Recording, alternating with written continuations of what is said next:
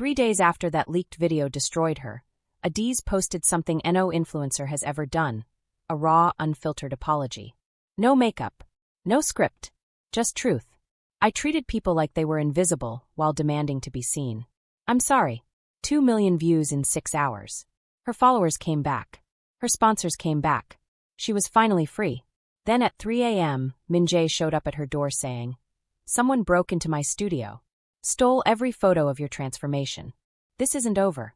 They set up a sting operation. Planted fake information about backup photos. Waited in the dark with hidden cameras. And caught her former assistant Ji-Yun breaking in, confessing on camera that she'd been paid to destroy Adiz. Paid by Luxe Glow, the beauty company that had Adiz trapped in a $10 million contract. A contract that owned her if she became authentic. They exposed everything. Won in court. Burned Luxe Glow down. Adiz was finally truly free. And that night she and Min Jae finally, finished what they'd started. Morning after the best night of her life, someone knocks on the door. Her Nigerian ex-boyfriend Chike, the one she fled 3 years ago, standing there with wedding photos. "We're married, Adiz. Traditional ceremony. You never divorced me. Under Nigerian law, you're still my wife. You have 48 hours to come home. Or I make your life and his life hell." Then her grandmother video calls, terrified. "Chike's brothers are here. In my house. Right now. Threatening me." And Adiz, Chike didn't come alone. What happens when you escape a forced marriage, build a new life, fall in love, and your past shows up with fake documents claiming you're still owned? When you have 14 hours to fly to Lagos and save your grandmother from men who think you're property. When you discover your ex has been watching you for months with photos of everything, including one impossible photo. Min Jae's dead mother alive dated 3 weeks ago, standing next to Chike smiling? Stay till the end for the revelation that changes everything. Welcome to Afro-K Dark Diaries TV family. This is The Invisible Woman Part 2. Comment protect grandmother, if you're ready for Lagos. Comment burn him down, if Chike needs to be destroyed. Like if that intimate scene just reset your standards. Subscribe because Part 3 is 14 hours on a plane, cultural warfare in Lagos, and secrets that will shatter Min Jae's entire reality. The Invisible Woman is about to become unstoppable. Let's go. 3 days since the video dropped. 3 days of silence from Min Jae. 3 days of Adiz's world collapsing around her. She'd lost 200,000 followers in 72 hours. Her brand partnerships had all paused, their contracts pending investigation. Her inbox was flooded with journalists demanding statements, former friends demanding explanations, strangers calling her every name they could think of. And Min Jae? Nothing.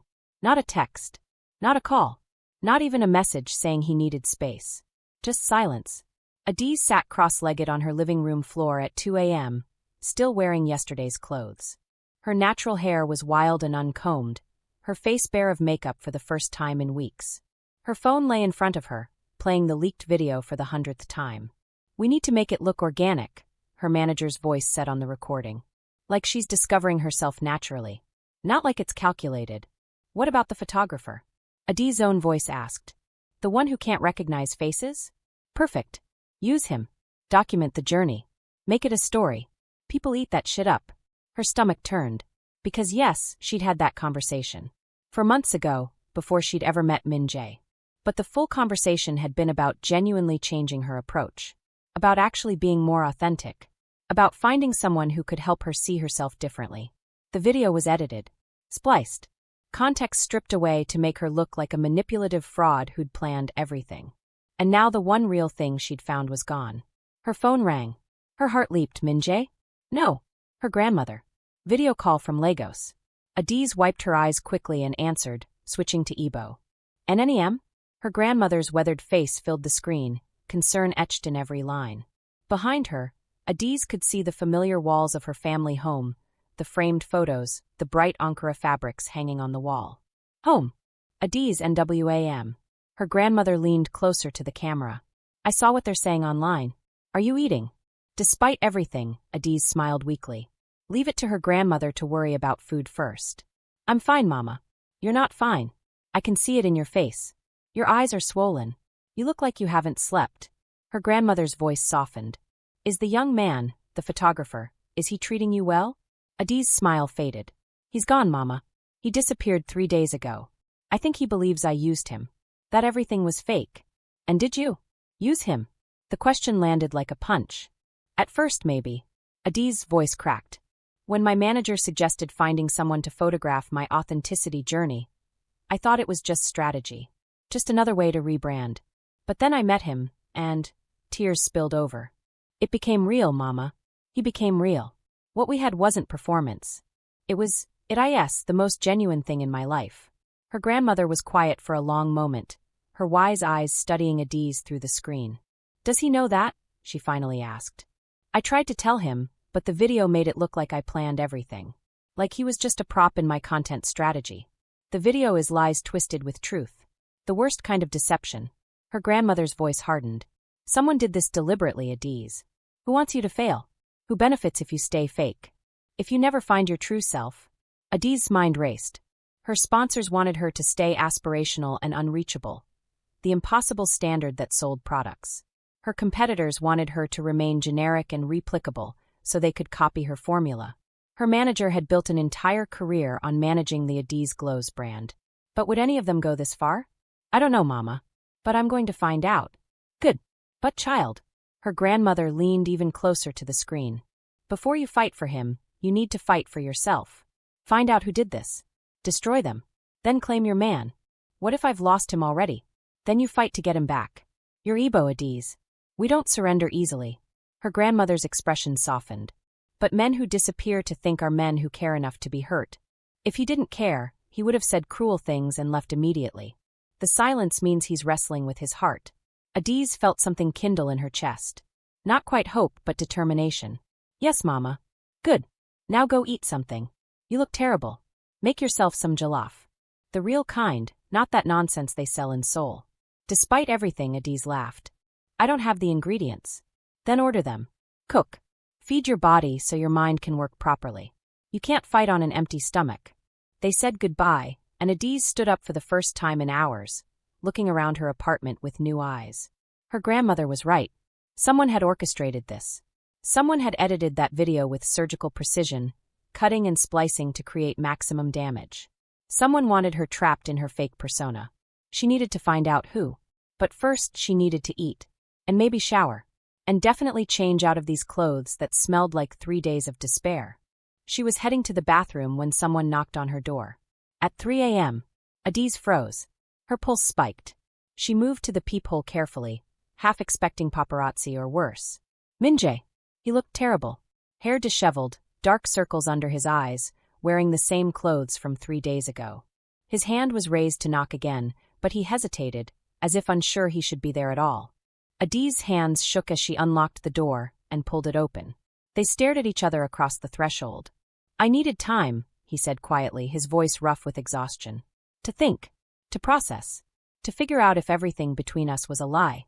And Adiz could barely breathe. What did you decide? That I don't care. What? He stepped forward, not quite entering yet. His eyes, those eyes that couldn't see her face but saw everything else, held hers with an intensity that made her knees weak. I don't care if you initially planned to use me for your brand. I don't care if this started as strategy. His voice dropped lower. Because what happened after that meeting? What's happening between us right now? That's real. I feel it in every touch. Every conversation. Every moment you think I'm not paying attention, but I am. And I know you feel it too. Minjae. I watched that video 50 times, Adiz. He finally stepped inside, closing the door behind him. I can see the cuts. The splices. The way your sentences are chopped up and rearranged. Someone wanted to make you look calculating. Someone wanted to destroy what you're building. Relief flooded through her so powerfully she actually swayed. You believe me? I believe in what I feel when I touch you. He moved closer, and she could smell him.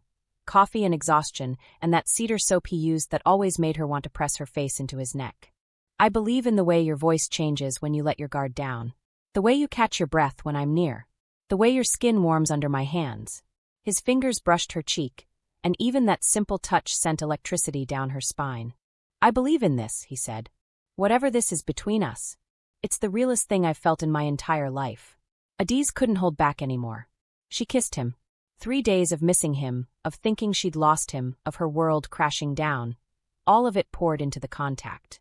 Her hands fisted in his shirt, pulling him closer, needing to feel that he was real, that he was here, that he believed her. Min-jae made a sound of surprise that quickly morphed into a groan. His arms came around her, one hand sliding into her wild hair, the other pressing against the small of her back, pulling her flush against him. His tongue swept into her mouth and she tasted coffee and mint and desperation. 3 days of him missing her too. 3 days of him wrestling with this. They stumbled backward until Adi's back hit the wall. Min-jae's body pressed against hers, and she could feel every hard line of him, every tense muscle, the rapid beating of his heart that matched her own. "I'm sorry," she gasped between kisses, her hands sliding up to his shoulders, his neck into his hair. "I'm so sorry for ever thinking of you as content. Forever.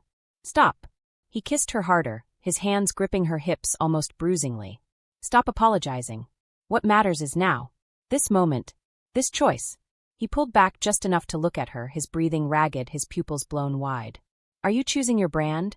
Or are you choosing this? Choose Adi's. Right now. This." She pulled him back down, her voice fierce. "Always this. I choose you." His control snapped. His hands slid down her body, over her hips, gripping her thighs and lifting. She wrapped her legs around his waist automatically, and the new position brought them even closer, aligning them in a way that made them both gasp. The thin fabric of her sleep shorts and his jeans created friction that was both too much and not nearly enough. "Adi's," he breathed against her neck, his lips finding her pulse point, sucking hard enough to mark. "I've wanted to do this since that first coffee spill. Since I touched your skin and felt who you really are underneath all the performance. Since I realized you were the first person I wanted to see with my hands." His mouth moved down her throat, alternating between gentle kisses and sharp nips that made her arch against him. Min-jae, her head fell back against the wall, her hands gripping his shoulders for balance. "Tell me to stop." His hands slid higher on her thighs, his fingers brushing the edge of her shorts, teasing. "Tell me this is too fast. Tell me you need time." His hips pressed forward involuntarily, and she felt the hard, thick length of him against her core. "Tell me anything except that you don't want this." "I want this." She rolled her hips deliberately, grinding against him, making him curse. "I want you. I've wanted you since you touched me in that gallery and looked at me like I was art." He groaned, his forehead dropping to her shoulder. "You're killing me." "Good. I want you dead and resurrected. I want." His phone rang. Loud. Insistent. Shattering the moment like glass. They both froze, panting. "Ignore it," Adiz breathed, her fingers digging into his shoulders, trying to pull him back. It rang again. Min-jae cursed in Korean, words she'd learned were particularly filthy, and set her down gently, though his hands lingered on her waist as if he couldn't quite let go. "I can't. It's my studio. They only call this late if it's an emergency." He pulled out his phone with shaking hands, and Adiz watched his expression change as he answered. Confusion to shock to pure fury. "What do you mean someone broke in?" His voice went hard. "When? How did they get past the security system?" He listened, his jaw tightening with each passing second. "How much was taken? The equipment or?" His eyes closed. "All of them? Every single drive." Adiz's stomach dropped. "I'm coming now," Min-jae said. "Don't touch anything. Call the police. And check the security footage. I want to know who did this." He hung up and looked at her, his eyes dark with anger and something that looked like fear. "Someone broke into my studio. Destroyed equipment. Stole every hard drive I had. The photos." Adiz could barely get the words out. "All of them. 3 months of work. Every photo I've taken since September. Including," he stopped. "Including all the photos of me," she finished. "The ones that show my actual transformation. The proof that our connection was real." They stared at each other as the implications crystallized. "Someone is trying to erase evidence," Adiz said slowly, her mind racing. "Destroy any proof that contradicts the narrative in that leaked video." "Yes." His hand found hers, lacing their fingers together. "Which means we're getting close to something. Someone is scared enough to commit crimes." "Who? I don't know yet. But we're going to find out." He kissed her forehead, lingering there, his lips warm against her skin. "I have to go deal with this. The police. The insurance." "But Adiz." His voice dropped to something deadly serious. "Lock your door. Don't let anyone in. And if anything feels wrong, anything, you call me immediately. I don't care what time it is. You think I'm in danger? I think someone is willing to break laws to keep you in your cage. So yes, I think you need to be very, very careful." After he left, Adiz locked the door and leaned against it, her lips still swollen from his kisses, her body still humming with need, and her mind racing. The video leak 3 days ago. The studio break-in tonight. Both within 72 hours of each other. Both designed to destroy evidence of her genuine transformation. Someone was orchestrating this. Someone with resources and technical skill and enough determination to commit crimes. Her phone buzzed. Unknown number. A text message. Stop pretending to be real. Go back to being fake. It's what you're good at. Keep investigating and it gets worse. For both of you. Adiz stared at the message, her pulse pounding. Someone was watching them. Right now. Knew about the studio break-in. Knew they were investigating. And they'd just made a crucial mistake. They'd shown their hand. Revealed they were worried. Scared enough to send threats. Which meant she and Min-jae were close to the truth. She screenshot the message and sent it to Min-jae with a note. Someone's watching us. Just got this. His response came immediately. Forwarding to police. Do not go anywhere alone. I mean it, Adiz. She texted back. I'm not helpless. I can take care of myself. I know you can. But let me worry about you anyway. Please. Despite the fear and the anger and the confusion, Adiz smiled. Okay. But Min-jae? When this is over, we finish what we started against that wall. There was a long pause. Then, when this is over, I'm going to take my time with you. No interruptions. No clothes. No holding back. I'm going to learn every inch of you with my hands until you forget you were ever anything but real. Heat flooded through her. That's a hell of a promise. I always keep my promises. Adiz set down her phone and opened her laptop. If someone wanted her to stop investigating, she was going to investigate harder. She started going through her contracts, her partnerships, her brand deals, looking for patterns, for anyone who might benefit from keeping her trapped in her fake persona. At 4 a.m., she found something. Her biggest sponsor, a beauty company called Luxe Glow that had paid her millions over the past 3 years, had a clause buried deep in the contract. Page 47, subsection 12. Influencer agrees to maintain consistent brand identity aligned with company values and established public persona. Any significant deviation from said persona, including but not limited to authenticity campaigns, unfiltered content, vulnerability marketing, or brand repositioning, constitutes material breach of contract. Penalty for breach: $10 million plus surrender of all social media accounts and associated intellectual property. $10 million. And they could take her entire online presence. Her name, her accounts, everything. Adiz stared at the screen, ice sliding down her spine. Someone at Luxe Glow wanted to stop her transformation. Because if she became authentic before the contract ended, they could sue her for $10 million and take her identity. When did the contract end? She scrolled to the top. Checked the dates. 6 months from now. She had 6 months left before she'd be free. 6 months of having to stay fake or face financial ruin. Unless, she kept reading, there had to be an out. Some way to break the contract without triggering the penalty clause. And there it was, buried even deeper. Page 53, subsection 8. Contract may be terminated without penalty if company is found to be engaged in illegal activity, ethical violations, or actions that materially damage influencers' reputation or safety. Adiz's mind raced. Someone at Luxe Glow had orchestrated the video leak and studio break-in.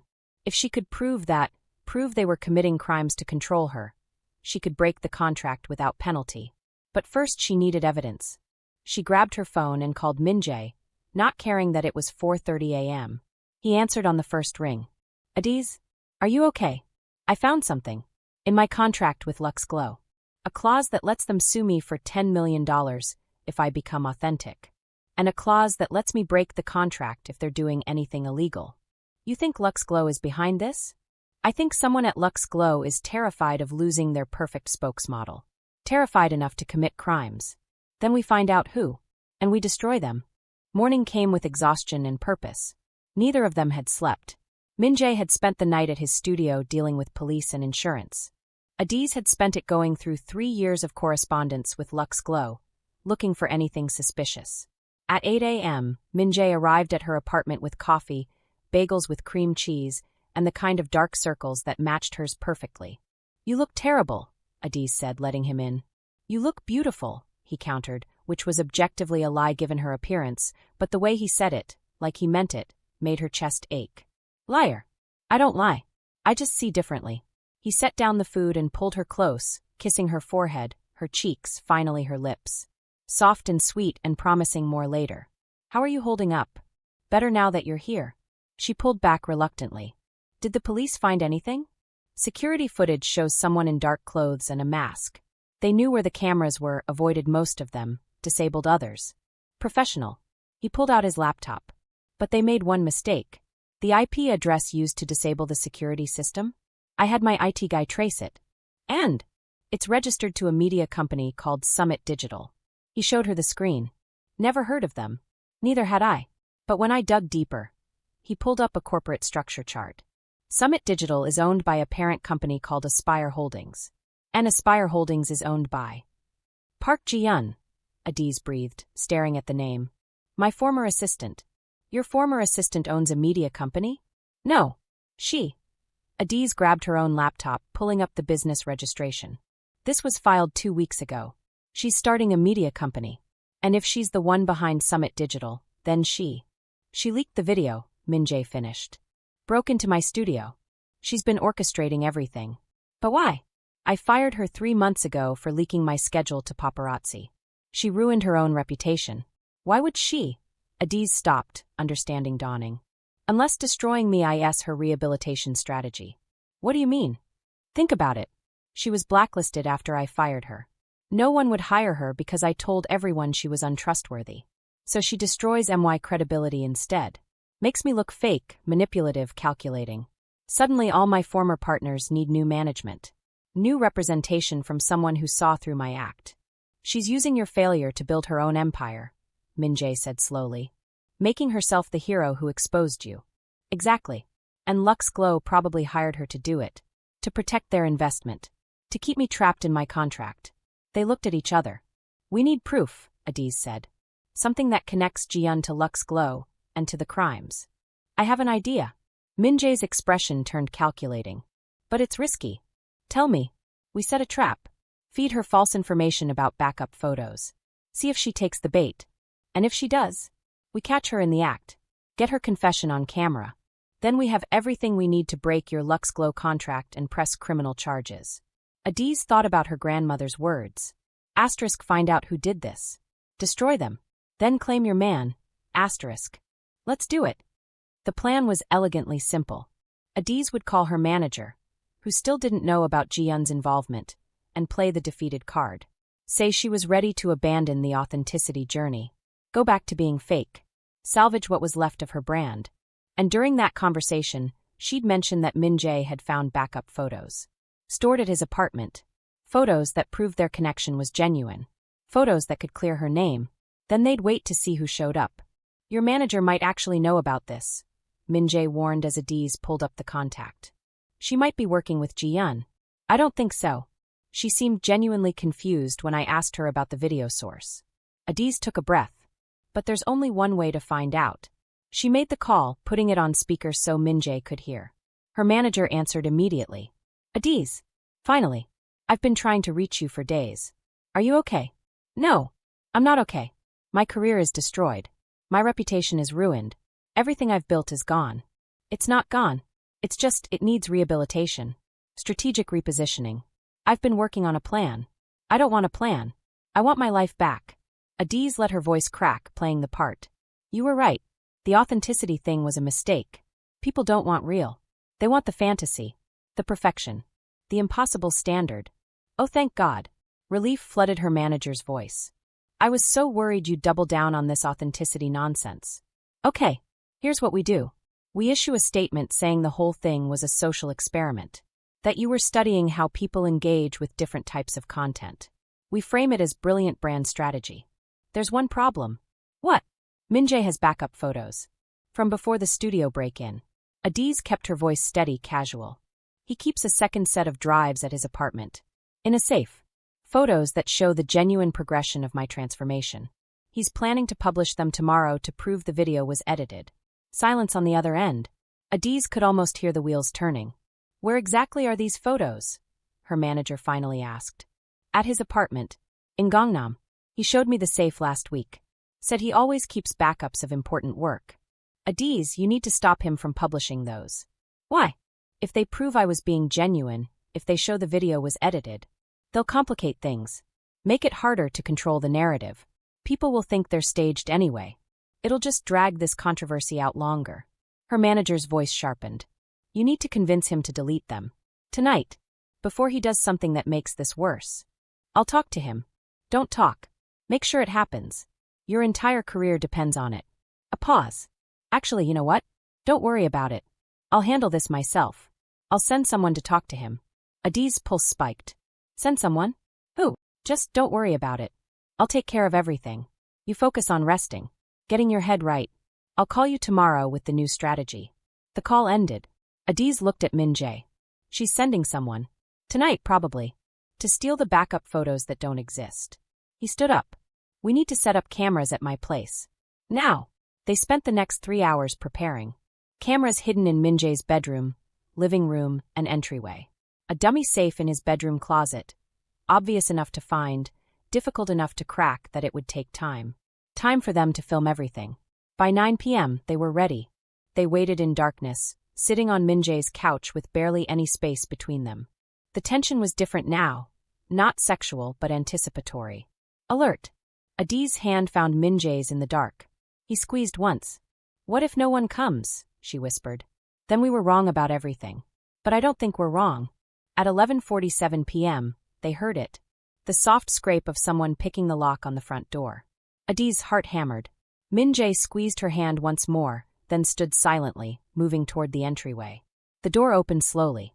A figure slipped inside, silhouetted against the hallway light. Female. Slight. Moving with the confidence of someone who thought the apartment was empty. The intruder moved directly toward the bedroom. Searching.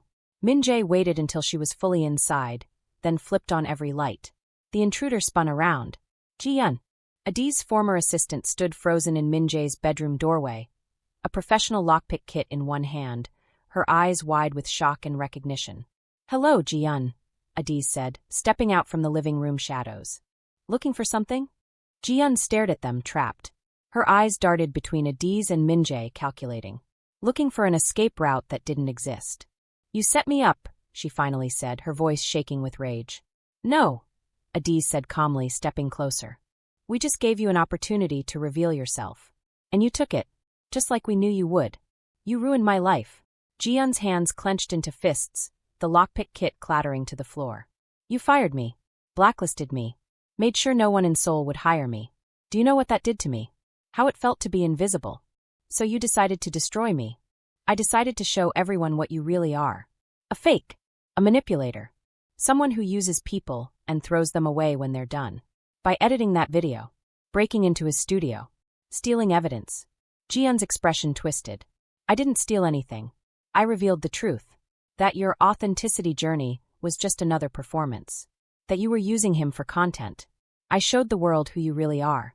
Except that's not the truth, Min Jae said quietly, his voice deadly calm. The truth is that Adiz initially approached her transformation strategically, yes. But what happened between us became real. You edited that video to hide that reality. You cut out the context that made it genuine. Because context doesn't matter. Ji-yeon shouted. Perception matters. And I shaped the perception to show everyone what she's really like. A person who treats people like furniture. Like they don't exist unless they're useful. You're right, Adiz said. Ji-yeon blinked, thrown. You're right about what I did to you, Adiz continued. I treated you terribly. Made you feel invisible and worthless. Used your labor without appreciation. Fired you without really listening to your side. And I'm sorry for that. Truly, deeply sorry. Don't. Ji-yeon's voice cracked. Don't apologize now. It's too late. The damage is done. To both of us, apparently. Adiz moved closer. But Ji-yeon, being hurt doesn't justify hurting back. You broke laws. Destroyed property. Committed crimes. That's not justice. That's revenge. I don't care. Ji-yeon pulled out her phone defiantly. Call the police. Have me arrested. But the damage is done. Your reputation is ruined. Your sponsors are gone. Your authenticity journey is a joke. I win. Do you? Min Jae held up his phone, screen facing outward. Recording. The entire conversation captured. Ji-yeon went pale. We have everything, Min Jae said. Your confession. Your admission of editing the video. Breaking and entering. Criminal trespass. All of it. You can't, that's entrapment. Actually, it's not, Adiz said. You broke into his apartment. We just happened to be here. And you happened to confess to multiple crimes. As if on cue, sirens wailed in the distance. Ji-Yun's face went from pale to gray. You already called them? Before you even arrived, Min-jae confirmed. We told them we had evidence of who broke into my studio. They were very interested. This isn't over. Ji-Yun's voice shook. You think catching me changes anything? You're still fake, Adiz. Still a manipulator. Still someone who destroys people. And everyone knows it now. Maybe, Adiz said softly. But at least I'm trying to be better. What are you trying to be? The police arrived before Ji-Yun could answer. They took statements, reviewed the recording, arrested Ji-Yun for breaking and entering, destruction of property, and several other charges that the officer rattled off in rapid Korean. Ji-Yun was led away in handcuffs, still screaming threats, still insisting she'd done nothing wrong, still convinced she was the hero of this story. After they left, Adiz and Min-jae stood alone in his apartment, exhausted and wired and processing everything. We did it, Adiz said, her voice hollow. We did. So why don't I feel better? Min-jae pulled her close, wrapping his arms around her. Because winning doesn't undo the damage. You still lost followers, sponsors, credibility. Ji-Yun still hurt you, even though we caught her. And I still hurt her first. Adiz buried her face in his chest. Made her feel invisible. Started this whole chain of events because I was too self-absorbed to see the people around me. You can't control how people respond to hurt, Min-jae said gently. You can only control how you move forward from here. And how do I move forward? My reputation is still destroyed. That video is still everywhere. The damage is still done. Then we tell the truth. Your truth. All of it. Adiz pulled back to look at him. What do you mean? Post a video. Not a statement from your team. Not a press release. You. Raw. Real. Admitting what you did wrong. Owning it. And then showing who you're choosing to become. The internet will tear me apart. Maybe. Or maybe people will respect the honesty. Either way, he cupped her face. You'll be free. Free from the performance. Free from the perfect persona. Free to be whoever you actually are. Adiz thought about her grandmother's words. About fighting for herself before fighting for him. Okay, she said. I'll do it. The video took 3 hours to film. Not because it was complicated, but because Adiz kept stopping. Restarting. Trying to find the right words for something that felt impossible to say. Finally, at 3 a.m., she sat in front of Min-jae's camera, the one he used for his art, not for her brand, and just talked. No script. No editing. Just her. I need to say something, she started, her voice steady despite her nerves. And I need you to really hear me. She took a breath. Ji-Yun, my former assistant, was arrested tonight for editing that viral video, breaking into Min-jae's studio, and trying to destroy evidence of my transformation. The police have her confession. She did those things. They were crimes. And she'll face consequences. She paused. But she wasn't entirely wrong about who I was. Adiz looked directly at the camera, at the thousands of people who would watch this, judge this, tear this apart. I did treat her badly. Made her feel invisible. Used people around me as props in my perfect life. Fired her without really listening. And that's on me. Completely, entirely on me. She felt tears prick her eyes but didn't wipe them away. I've spent 3 years building a brand based on perfection. On being aspirational and unreachable and fake. And when I decided to change, I thought it would be easy. Post some unfiltered photos. Show some vulnerability. Boom, authentic. She laughed, but it sounded sad. But authenticity isn't a rebrand. It's not strategy. It's not something you can perform. It's the hard, painful work of looking at yourself, really seeing yourself, and admitting all the ways you've been wrong. She wiped her eyes. So here's my truth. I used people. I made them feel worthless. I looked right through them while demanding to be seen. And Ji-Yun was right to be angry about that. She was wrong to break laws. Wrong to destroy property. Wrong to try to ruin me. But she was right to be angry. Adiz leaned closer to the camera. To everyone I've looked through. Everyone I've used. Everyone I've made feel invisible while demanding to be visible. I'm sorry. Genuinely deeply sorry. I'm not asking for forgiveness. I don't deserve it. I'm just saying, I see you now. I see what I did. And I'm going to do better. She took a shaky breath. As for my authenticity journey, it wasn't fake. It became real when I met Min-jae. When I fell for someone who sees me differently. Who made me want to be different. Our connection is real. My transformation is real. But it's messier than I wanted to admit. It's not a pretty Instagram story. It's uncomfortable and painful and full of mistakes. She smiled through tears. So I'm done performing. Done pretending. Done trying to be aspirational. From now on, I'm just going to be me. Whoever that is. However messy that looks. And if you want to follow that journey, really follow it, not the curated version, you're welcome to stay. If not, I understand. I really do. She reached forward to turn off the camera, then stopped. One more thing. To Min Jae, who's behind this camera right now, who can't see my face but sees everything else, thank you. For believing me. For standing with me. For showing me what it feels like to be seen. Really, truly seen. I love you. And I'm done hiding that. She turned off the camera. Min Jae was staring at her, his expression soft and odd. That was perfect, he said quietly. It was messy. Exactly. Perfect. He crossed to her, pulling her up from the chair and into his arms. This kiss was different from the desperate ones before. This was tender. Proud. Full of promise. Post it, he murmured against her lips. Right now.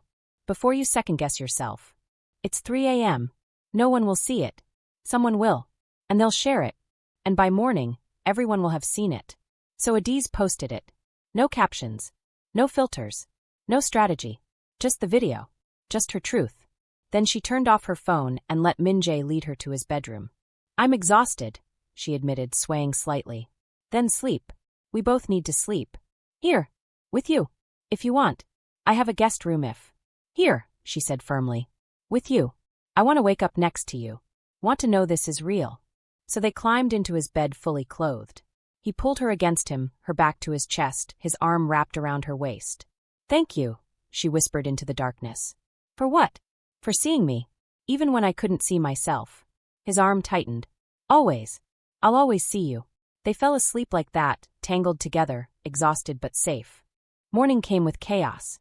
Adiz woke to Min Jae's phone ringing insistently. He groaned, reaching for it without letting go of her. What? He answered, his voice rough with sleep. Adiz heard someone shouting in Korean. Excited. Rapid-fire words she couldn't follow. Min Jae sat up suddenly, fully awake. How many? More shouting. Send me the link. No, all the links. He was out of bed now, grabbing his laptop. Adiz, wake up. You need to see this. She sat up groggily. What's happening? He turned the laptop toward her. Her video had gone viral. Not the edited video Ji-yeon had leaked. The new video. The apology. The confession. The raw, messy truth. It had 2 million views. And it had only been posted 6 hours ago. Adiz scrolled through the comments, her heart pounding. This is the realest thing I've seen all year. She actually apologized. Like genuinely apologized. I'm crying. I unfollowed her after that leaked video, but this is real growth. The way she said, I don't deserve forgiveness, that's accountability. Her and that photographer are actually in love, you can see it. I've never seen an influencer admit they were wrong like this. Ever. Okay, but the way she looked at him when she said, I love you? I'm sobbing. Her phone started buzzing. And buzzing. And buzzing. Texts. Calls. DMs flooding in. Her sponsors. The ones who dropped her. Calling back. Apologizing. Wanting to resume contracts. Her manager. Adiz, this is brilliant. The video is perfect. You're trending #1 on Twitter. Everyone's talking about you. Call me immediately. Her grandmother. NWAM, I'm proud of you. This is who I raised you to be. And her followers? She'd lost 200,000 after the leaked video. This morning, she'd gained back 180,000. And the number was still climbing. They believe you, Min Jae said, watching the numbers rise. People are responding to your honesty. Or they just love drama. No. Look at the comments. Really look at them. She did. And he was right.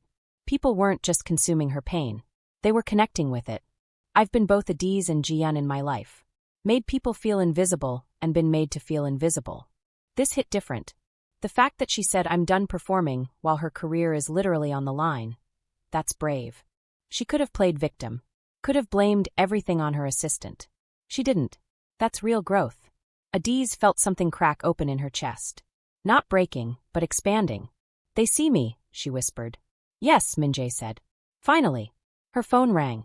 Her manager. Adiz answered. Hey, that video is genius, her manager shouted. Do you know how many sponsorship offers I've gotten in the last hour? 17. Major brands. Everyone wants to work with you now. You're the authenticity queen. I don't want to be the authenticity queen, Adiz said. I just want to be real. Right? Yes, of course. But we can monetize that. The being real angle is huge right now. I'm thinking we develop a whole campaign around.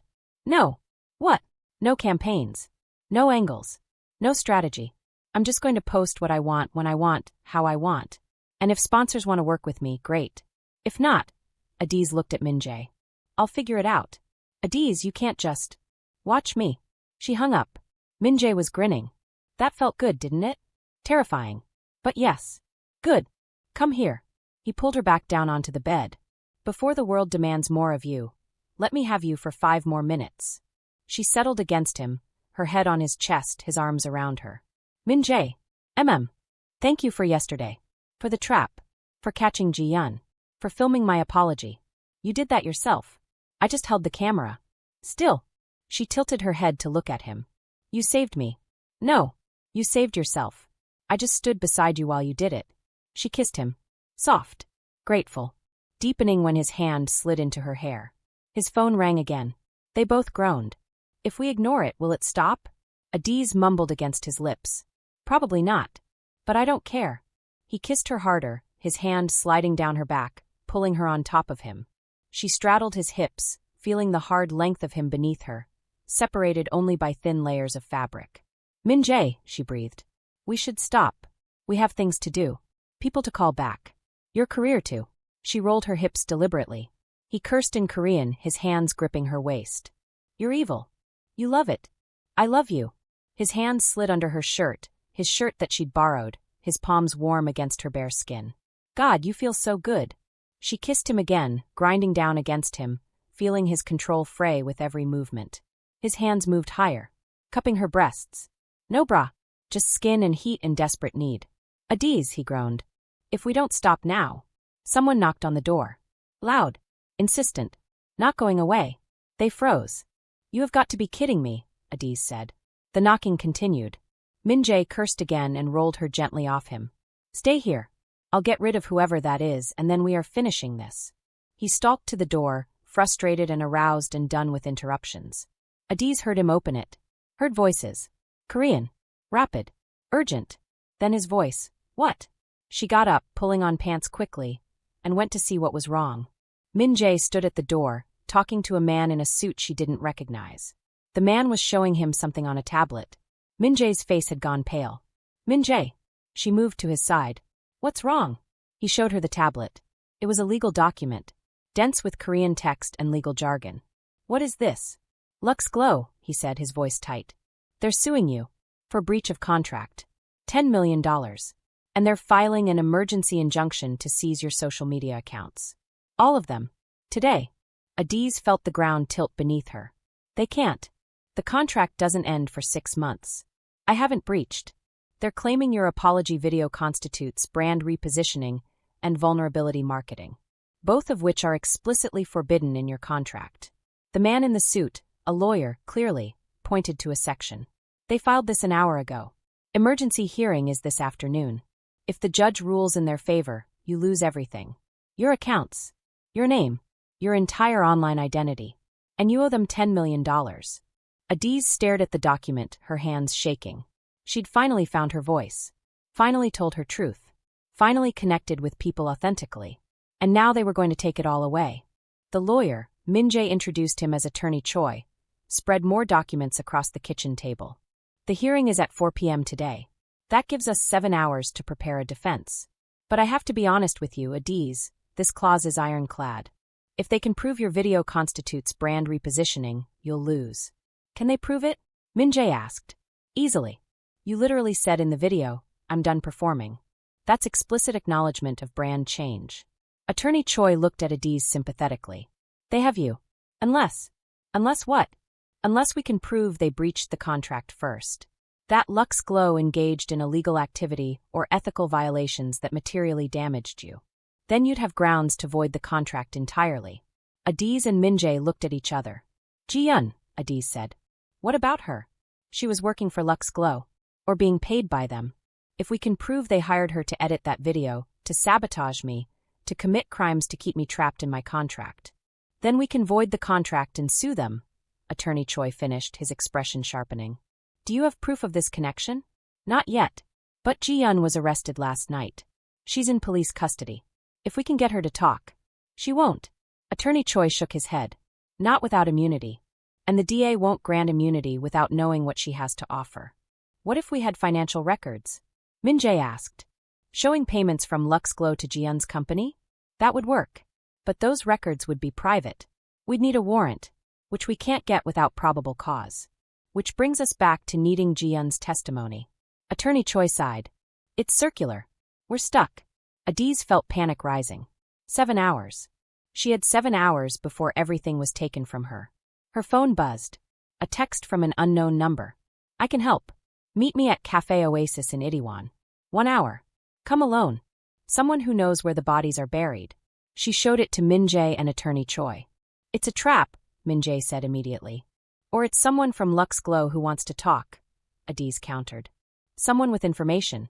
You can't go alone. If I don't go alone, they won't show. Then I'll follow. Stay close but out of sight. Attorney Choi checked his watch. We're running out of time. If this person has evidence, we need it. But be careful. Document everything. Record if you can. 45 minutes later, Adiz sat alone at a corner table in Cafe Oasis, her phone recording in her pocket, her heart hammering.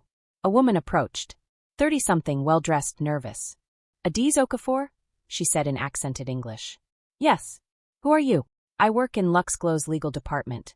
My name is Sarah Kwan. She sat down quickly, her eyes darting around. I can't be seen talking to you. If they find out, then why are you here? Because what they're doing is wrong. Sarah pulled out a folder. I've been with Lux Glow for 8 years. I helped draft your contract. I know every clause. Every trap. And when I heard they were suing you for being honest, for telling your truth. She pushed the folder across the table. I couldn't stay silent. Adiz opened the folder. Financial records. Payments from Lux Glow to Summit Digital Media.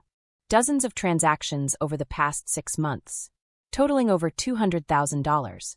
What is Summit Digital? Adiz asked, though she already knew. It's owned by Park Ji-yeon, your former assistant. Sarah pointed to an email printout in the folder. This is from our VP of Brand Management to Ji-yeon. Dated 3 months ago. Read it. Adiz read. We need to stop Adiz's authenticity campaign before it triggers the breach clause. If she successfully transforms, we lose her and the contract leverage. Suggest aggressive intervention. Budget approved up to $250,000. Make it look organic. No direct ties to Lux Glow. The response from Ji-yeon. Understood. I have video from her strategy meeting. Can edit to look like she planned everything. We'll also need access to photographer's studio to remove contradictory evidence.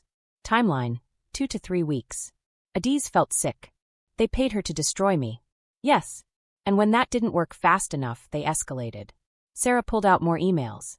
These are from yesterday. After your apology video went viral. The VP panicking. Saying they need to move immediately with the lawsuit before public opinion shifts too far in your favor. Why are you giving me this? Sarah's eyes welled with tears. Because I have a daughter. And I don't want her growing up in a world where companies can own people. Where being honest is a crime. Where women are trapped in contracts that force them to be fake. She stood up. This is everything you need to void your contract and sue them. But Adiz? When you sue them, when you burn them down, please don't mention me. I have a family. I need this job. I won't mention you. I promise. Sarah nodded and left quickly, not looking back. Adiz sat there for a moment, clutching the folder, her hands shaking. Min-jae appeared from a nearby table where he'd been watching. Did you get it? Everything. Names. Dates. Payments. Emails proving they hired Ji-yeon. Then we have them. They rushed back to Attorney Choi's office. Spread the evidence across his desk. Watched his expression change from skeptical to shocked to delighted. This is gold, he said. This voids your contract completely. And it gives us grounds to sue them for conspiracy, defamation, tortious interference. He was already drafting. I'm filing an emergency countermotion. We'll beat them to the courthouse. Will it work? Adiz asked. It'll work. By tonight you'll be free. And Lux Glow will be facing criminal investigations. 2 hours later, they were in court. Lux Glow's lawyers looked smug as they presented their case. The breach was clear. The clause was ironclad. Adiz owed them everything. Then Attorney Choi stood up. Your Honor, I'd like to present evidence that Lux Glow breached the contract first. Through illegal means.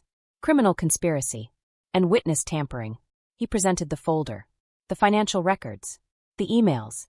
All of it. LuxGlow's lawyers went pale. The judge read through everything carefully, her expression darkening with each page. "Mr. Choi," she finally said, "are you telling me that LuxGlow paid a third party to sabotage Ms. Okafor? To commit crimes against her and her associates?" "Yes, Your Honor. That's exactly what I'm telling you." The judge looked at LuxGlow's lead counsel. "Is this true?" "Your Honor, these documents could be fabricated." "They're not fabricated." Attorney Choi pulled out another document. Park Ji-yeon, the woman who received these payments, was arrested last night for breaking and entering and destruction of property. She's currently in police custody. And she's agreed to testify against LuxGlow in exchange for reduced charges. That was a bluff. Ji-yeon hadn't agreed to anything yet. But LuxGlow's lawyers didn't know that. The lead counsel stood. "Your Honor, may we request a recess to consult with our client?" "You have 10 minutes. During the recess, Adiz and Min-jae sat together in the hallway, holding hands. "Did Ji-yeon actually agree to testify?" she whispered. "Not yet. But she will. Once she realizes LuxGlow is going to throw her under the bus to save themselves." "You're very good at this. I've been watching a lot of law dramas." She laughed despite the tension. "What happens if they don't settle? Then we go to trial. And we win. We have everything we need." When they returned to the courtroom, LuxGlow's lawyers looked defeated. "Your Honor," the lead counsel said, "my client would like to propose a settlement." "I'm listening." "LuxGlow will void Ms. Okafor's contract immediately. No penalties. No claims to her intellectual property or social media accounts. In exchange, Ms. Okafor agrees not to sue for damages and to sign a non-disclosure agreement about the contract terms." Attorney Choi looked at Adiz. She nodded. "My client accepts," he said. "With one additional term. LuxGlow must issue a public statement acknowledging that Ms. Okafor's authenticity transformation was genuine and that the company's previous claims were false." We can't." "Then we'll see you at trial," Attorney Choi said cheerfully. The lawyers huddled. Whispered. Finally, agreed. The judge approved the settlement. Made it official. And just like that, Adiz was free. She walked out of the courthouse in a daze, Min-jae's hand in hers, sunlight on her face. "I'm free," she said. "You're free. I have nothing. No contract. No guaranteed income. No brand partnerships that will last. But I'm free. What do you want to do first?" She looked at him. "Go home. With you. Cook something Nigerian that you've never tried. And not think about any of this for a few hours." Done. They stopped at a Nigerian grocery store in Itaewon on the way back to Min-jae's apartment. Adiz filled a basket with ingredients. Palm oil, dried crayfish, uziza leaves, stockfish, and fresh tomatoes and peppers. "What are you making?" Min-jae asked, watching her move through the store with new confidence. "Ofensala. White soup. It's what my grandmother makes when someone needs comfort." She held up the catfish. "And we're making it from scratch. No shortcuts." Back at his apartment, she took over the kitchen completely. Showed him how to clean the catfish, how to pound the uziza leaves, how to blend the pepper mixture just right. "The trick is in the stock," she explained in Igbo first, then translated to English when he looked confused. "You can't rush it. It needs time to develop flavor." Min-jae watched her work, his expression soft. "You're different here. In the kitchen." "How so?" "Free. You're not thinking about how it looks or what caption you'll write or which angle is most flattering. You're just being." "This is the first time I've cooked Nigerian food since moving to Seoul," she admitted. "I told myself I was too busy. But really, I was trying to be less Nigerian. More Korean. More palatable to my sponsors." "That's bullshit." She laughed. "It is bullshit. But it's taken me 3 years to see it." He moved behind her, his arms sliding around her waist as she stirred the pot. "Thank you." "For what?" "For sharing this with me. Your culture. Your food. Your grandmother's recipe. It feels important." "It is important." She leaned back against him. "Food is how we show love in my culture. How we take care of each other. And I'm taking care of you right now. I like being taken care of by you." They cooked together for the next hour. She taught him Igbo words for the ingredients. He taught her Korean names for cooking techniques. They laughed when he got the pronunciation wrong. Kissed when she corrected him. By the time the soup was ready, the apartment smelled like home. Like Lagos. Like comfort. They ate on the floor of his living room, bowls of soup and pounded yam between them. "This is incredible," Min-jae said after his first bite. "Rich. Complex. I've never tasted anything like this. It's my grandmother's recipe, passed down through 3 generations. Will you teach our daughters this? He froze. I mean, if we ever, I didn't mean to assume. Our daughters? Adiz smiled. Already planning a family? His ears reddened. I'm sorry. When I think about the future, you're in it. And this, he gestured to the soup, feels like the kind of thing that should be passed down. Her heart swelled. You want to pass down my grandmother's recipe to our hypothetical daughters? I want to pass down everything about you. Your culture, your strength, your ability to make me feel seen. He set down his bowl. I'm in love with you, Adiz. Completely. And yes, I'm thinking about futures that include daughters who cook their grandmother's soup and know their heritage and are as fierce as their mother. She was across the space and in his lap before she consciously decided to move. Kissing him, tasting soup and hope and future on his lips. I love you too, she breathed. And our daughters will absolutely learn this recipe. His hand slid under her shirt now not borrowed anymore. She'd left clothes at his place. Claimed space. Marked her territory. We should finish eating, he murmured against her lips even as his hands moved higher. Food will keep. It'll get cold. I don't care. She kissed him harder, her hands sliding into his hair, her body pressing against his. 3 days of interrupted moments. 3 days of almost. 3 days of wanting. She was done with almost. His hands cupped her breasts through her bra, and she moaned into his mouth. Bedroom, she gasped. Minjae, please. Bedroom. He stood with her still wrapped around him, strong enough to carry her weight easily. They stumbled down the hall, kissing desperately, bumping into walls. He laid her on his bed with surprising gentleness, given the urgency between them. Last chance to change your mind, he said, hovering over her. I've never been more sure of anything. His hands moved to her shirt, lifted slowly. Then let me show you how I see you. With my hands. My mouth. Every part of me. Someone knocked on the door. Insistent. Urgent. Not going away. They both screamed in frustration. I'm going to murder whoever that is, Adiz said. Minjae dropped his forehead to her shoulder, laughing despite his obvious arousal. We're cursed. Someone cursed us. Answer it. Get rid of them. And then we are locking that door and not coming out until tomorrow. He kissed her once more. Don't move. I'll be right back. He went to answer the door. Adiz heard voices. Heard him speaking Korean. Heard someone responding in rapid, urgent tones. Then his voice. Adiz? You need to come see this. She pulled her shirt down and joined him at the door. Standing there was a Korean woman in her 50s. Well-dressed. Nervous. Holding a folder. Adiz Okafor? The woman said in English. I'm Mrs. Kim. I work for Lux Glow. Or I did until an hour ago when I resigned. She held out the folder. This is every contract Lux Glow has with influencers. Every clause. Every penalty. They're trapping dozens of people the same way they trapped you. And her voice cracked. I can't be part of it anymore. So I'm giving you everything.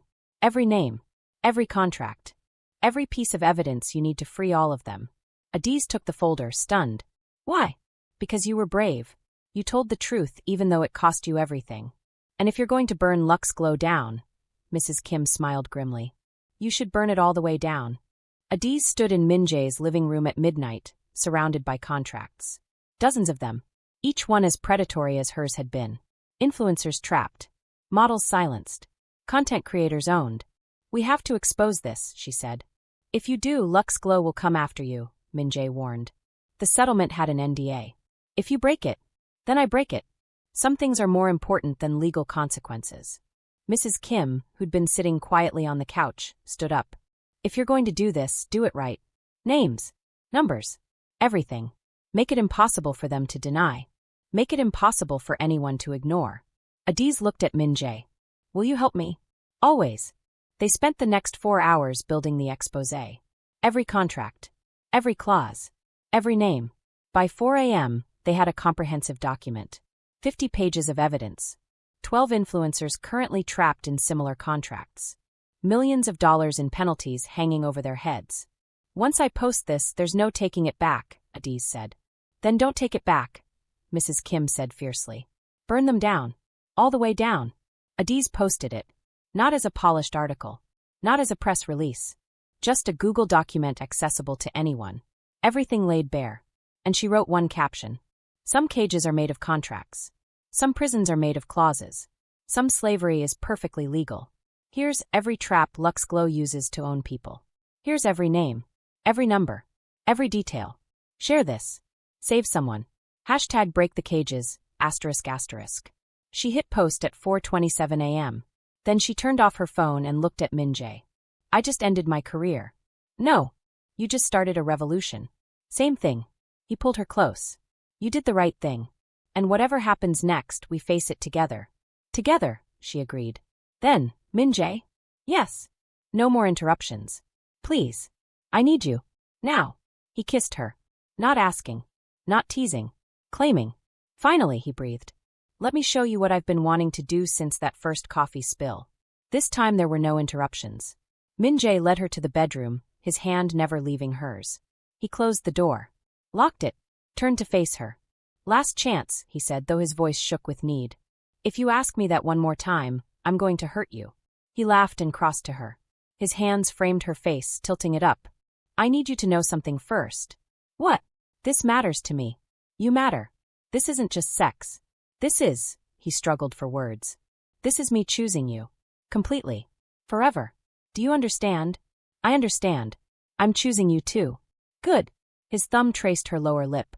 Now let me take my time learning you. He undressed her slowly, reverently, each piece of clothing removed with kisses pressed to newly exposed skin. When she was finally bare before him, he paused, his hands trembling slightly. You're scared, she realized. Terrified. Because I can't see your face. Can't read your expressions the way other lovers can. I have to rely on touch. Sound. The way you breathe. And I'm terrified I'll miss something.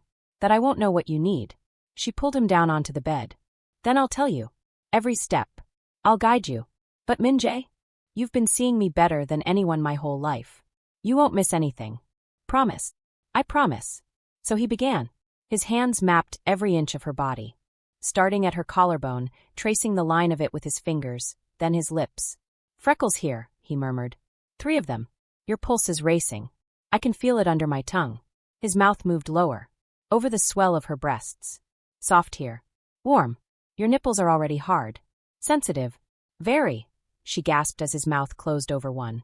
He sucked gently, his hand kneading her other breast, and she arched off the bed with a cry. Good, he said approvingly. I want to know every sound you make. Every place that makes you react. His hand slid lower. Over her stomach. Her hip. The inside of her thigh. Tell me what you want, he said. Touch me. Please. Where? You know where. I want to hear you say it. Between my legs. I want your hand between my legs. His fingers found her and she was already wet. He groaned.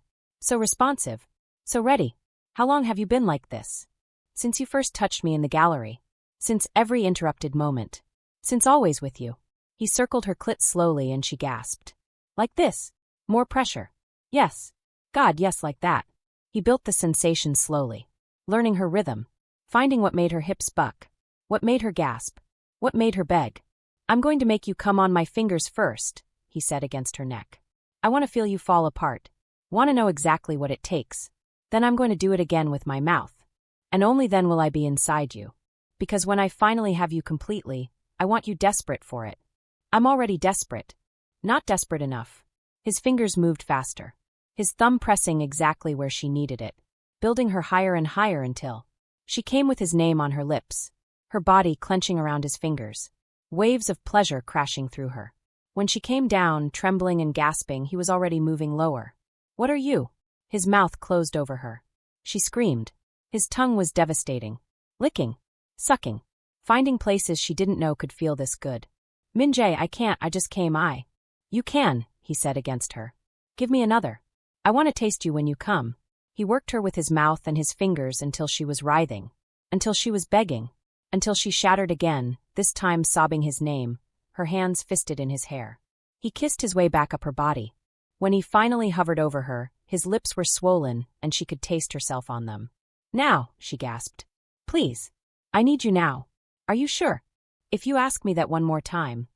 He kissed her, laughing. Okay. Okay. No more asking. He reached for a condom, prepared, responsible, even in desperation, and she helped him roll it on with shaking hands. Look at me, he said, even though he couldn't see her face. I want to feel you looking at me while I'm inside you. While we finally do this. I'm looking. I'm always looking at you. He positioned himself, the head of him pressing against her entrance. Tell me if anything hurts. If it's too much. If you need me to stop. I won't need you to stop. He pushed forward slowly, carefully, filling her inch by inch. They both groaned at the sensation. You feel, he couldn't finish. Just held himself still, trembling. Adiz. God. You feel perfect, she breathed. Move. Please move. He did. Slow at first. Then faster as her body adjusted. As she urged him on. Harder, she gasped. Min-jae, harder. He gave her what she asked for, driving into her with a desperation that matched her own. His hands gripping her hips, his mouth finding hers, their breath mingling. I love you, he said against her lips. I love you so much I can't breathe. I love you too. Oh God, right there, don't stop. The orgasm built again. Impossible but inevitable. She was so sensitive from the first two that this one approached faster. Harder.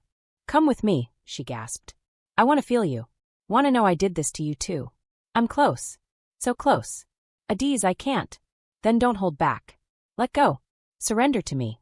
He did, driving deep, his whole body shaking, coming with her name torn from his throat.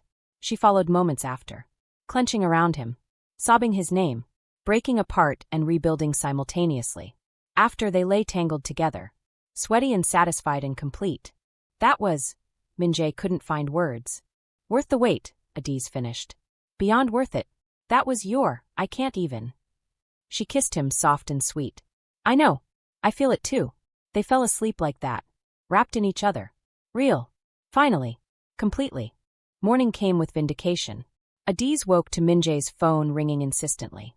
She groaned and burrowed deeper into his chest. Don't answer it, she mumbled. I have to. It's been ringing for an hour. An hour? What time is it? Noon. They'd slept through half the day. Min-jae grabbed his phone. Hello. Adiz heard shouting. Excited shouting. What? How many? He sat up suddenly. Send me the link. All the links. Everything. He grabbed his laptop from the nightstand, typing quickly. Then he turned the screen toward her. Her exposé had gone nuclear. Every major news outlet was covering it. International media. Korean news. American news. Everyone. LuxGlow slave contracts exposed. Influencer reveals beauty industry's dark secret. 12 creators trapped in predatory contracts. The hashtag break the cages was trending worldwide. Number 1. With millions of posts. Other influencers were coming forward. Not just the 12 in her exposé. Dozens more. Different companies. Different industries. All trapped in similar contracts. You started a movement, Min-jae breathed. I started a wildfire. Her phone, which she'd left off, had hundreds of missed calls once she turned it back on. Lawyers offering to represent her for free. Other influencers thanking her. Journalists wanting interviews. Even celebrities she'd never met praising her courage. And LuxGlow. They'd issued a statement denying everything. But their stock had dropped 40% overnight. 3 board members had resigned. Criminal investigations were opening in both Korea and the US. They're finished, Min-jae said. Good. Her phone rang. Her grandmother. NNEM, did you see? I saw everything. The whole family is talking about it. Your aunties are crying. Your uncle says you're a warrior. Your sisters are so proud they can barely speak. Her grandmother's voice was thick with emotion. You've made your ancestors proud, child. You've fought not just for yourself but for others. That's what our people do. We protect. We fight. We free. Adiz felt tears burn. Thank you, Mama. Now, the important question. This photographer. When am I meeting him? Grandmother. You announced your love on the internet. To millions of people. The least you can do is bring him home, so I can make sure he's worthy. Min-jae, overhearing, grinned. Tell her I'd be honored. He says he'd be honored, Adiz relayed. Good. I'm making Ofo Nugbu. He'll need to pass the soup test. After they hung up, Adiz looked at Min-jae. My grandmother wants to meet you. In Lagos. Then we go to Lagos. It's a 14-hour flight. I don't care. I want to meet the woman who raised you. See where you're from. Learn your language properly. He pulled her closer. I want all of you, Adiz. Including your family. Your culture. Your home. You're sure? I've never been more sure of anything. She kissed him. Deep and grateful. I love you. I love you too. My fierce Nigerian warrior who burns down corrupt empires before breakfast. It's noon. Before lunch then. They stayed in bed for another hour. Kissing. touching, whispering about the future. Then reality intruded in the form of more phone calls, more interview requests, more legal matters that needed attention. I should probably issue a statement, Adiz said reluctantly. People want to know what's next. What I ask next? I don't know. I lost my biggest sponsor. Broke my contract. Exposed an entire industry. Most brands won't touch me now. Good. Then you're free to build something real. Something yours. Something that doesn't require performing. And what would that look like? Whatever you want. Consulting for other creators who want to escape bad contracts. Advocacy work. Maybe just living your life and posting what you want when you want. Does it matter? She thought about it. No, it doesn't matter. Because I'm finally free. Then that's your statement. I'm free. And I'm going to use that freedom to help others find theirs. She kissed him for that. The rest of the day passed in a blur of phone calls and statements and legal discussions. Attorney Choi called to say that 3 of the influencers from her exposé had already filed lawsuits against Lux Glow. More were expected. By evening, Adiz was exhausted but satisfied. She and Min-jae ordered takeout and ate on the floor of his living room again, just like before. This is nice, she said. Just being together. No drama. No crisis. Just us. I could get used to this. Me too.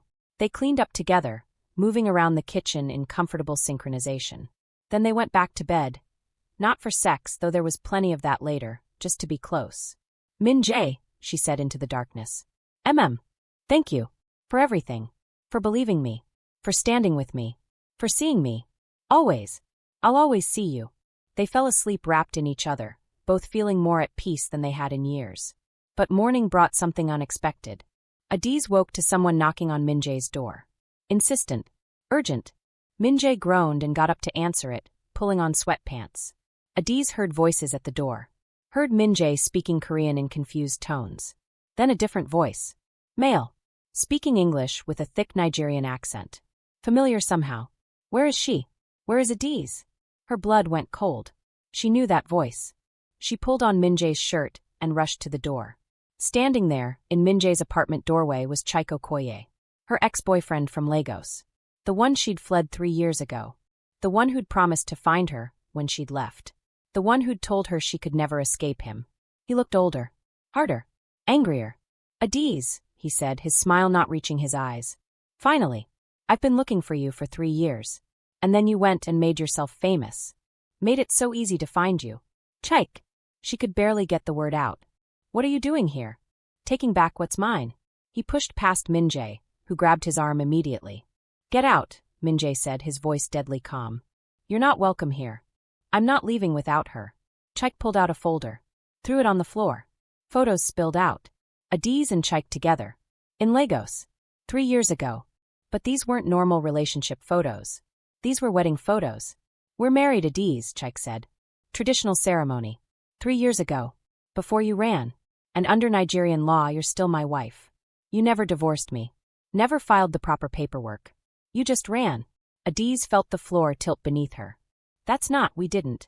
My family paid your bride price. We performed the ceremonies. Your grandmother was there. He smiled cruelly. You can deny it all you want. But legally, traditionally, spiritually, you're mine. And I've come to collect what I'm owed. Min-jae looked at her, confusion and hurt warring on his face. Adiz, is this true? It's complicated. She belongs to me, Chaik said. And I'm taking her home. To Lagos. Where she belongs. Where she'll fulfill her duties as my wife. He reached for her arm. Min-jae blocked him. Don't touch her. Or what? You'll fight me for her? She's already mine. Has been for 3 years. Everything you've built with her? It's all based on a lie. She's been married this whole time. Adiz couldn't breathe. Couldn't think. Couldn't process. She'd fled that traditional ceremony. Hadn't finished it. Her grandmother had helped her escape before the final rituals. But Chaik was claiming they'd completed it. That she was bound. Was it true? Was she legally, traditionally married to him? Adiz, Min-jae said quietly. Tell me this isn't real. I don't know, she whispered. I don't know if it's real or not. And the look on his face, betrayal, hurt, confusion, broke something in her chest. You have 48 hours, Chaik said, picking up the photos. To come home. To honor your commitments. To be the wife you promised to be. Or I file legal action in both Nigeria and Korea. Demand my rights as your husband. Make your life and his life, he gestured to Min-jae. A living hell.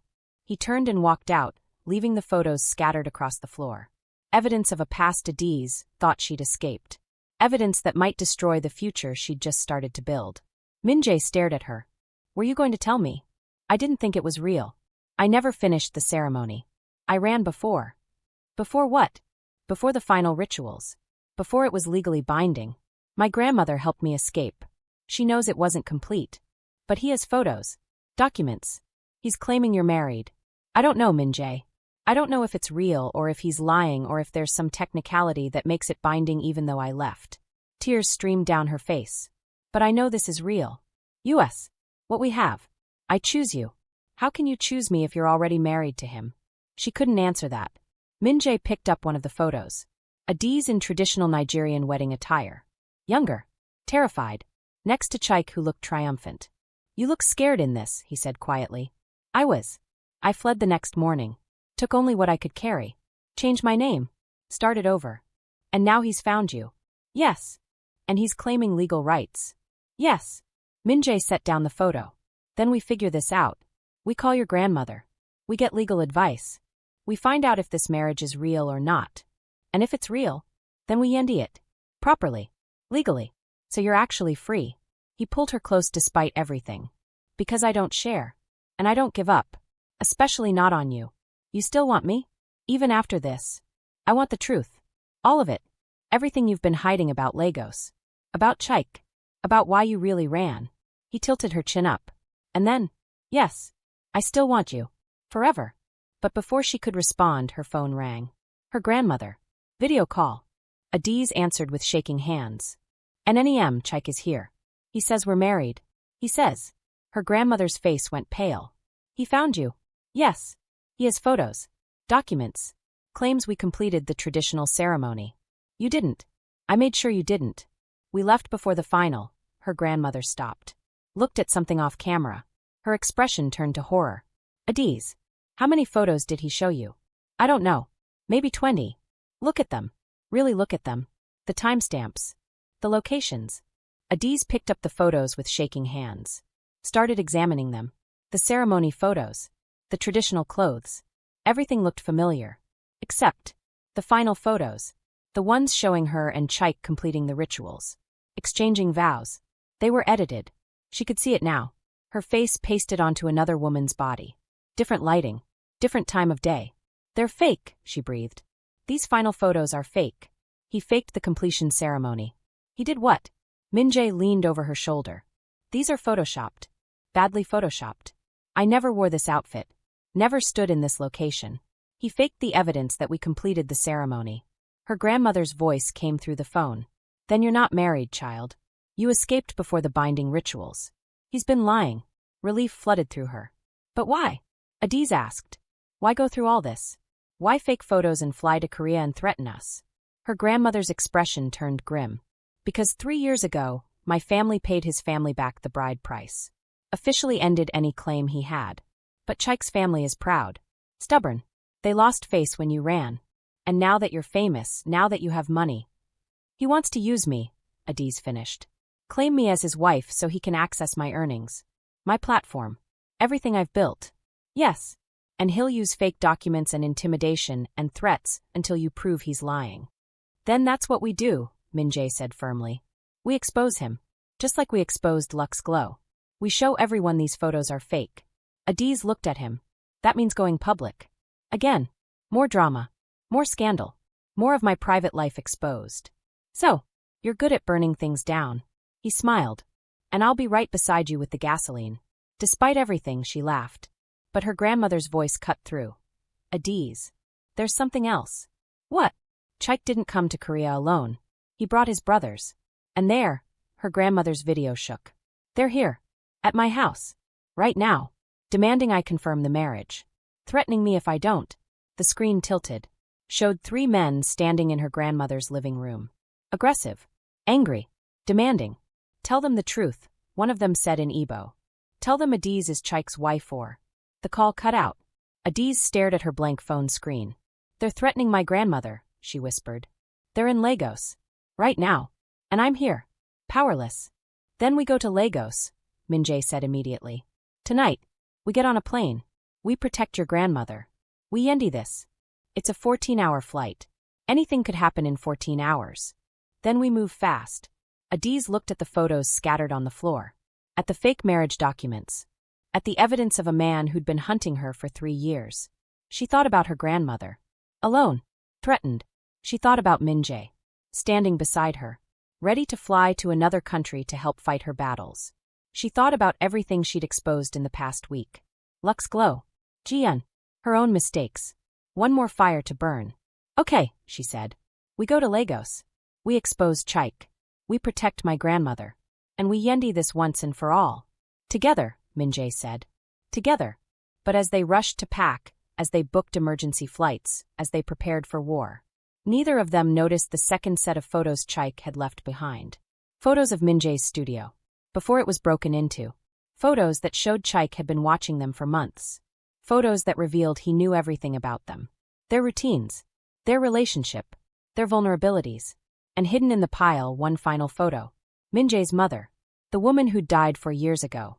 Except in this photo she was alive. Dated 3 weeks ago. Standing next to Chaik. Smiling. Family, breathe right now. Because Adiz just discovered. 1. She's not married to Chaik. The documents were faked. 2. But Chaik has been hunting her for 3 years. 3. His brothers are threatening her grandmother in Lagos right now. 4. They have 14 hours to get there and stop them. 5. And Chaik's been watching them for months, has photos of everything. 6. And Min-jae's supposedly dead mother is alive and working with Chaik. Drop a comment right now. Protect grandmother, if you think they'll get there in time. Burn him down if you want Adiz to expose everything. Plot twist, if you caught that thing about Min-jae's mother.